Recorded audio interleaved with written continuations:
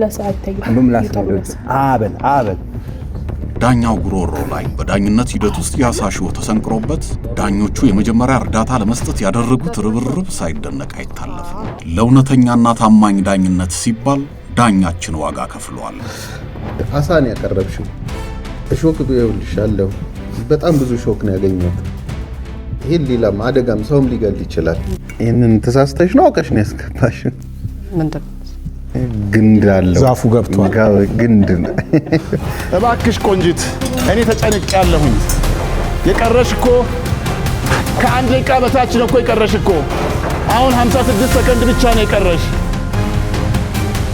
እስከ መጨረሻ ደቂቃ ያንቺ ከተፋ ነበረ ድምጽ ሲሰማኝ ነበርና ውጤቱ ሳህኑ ላይ ይታያል።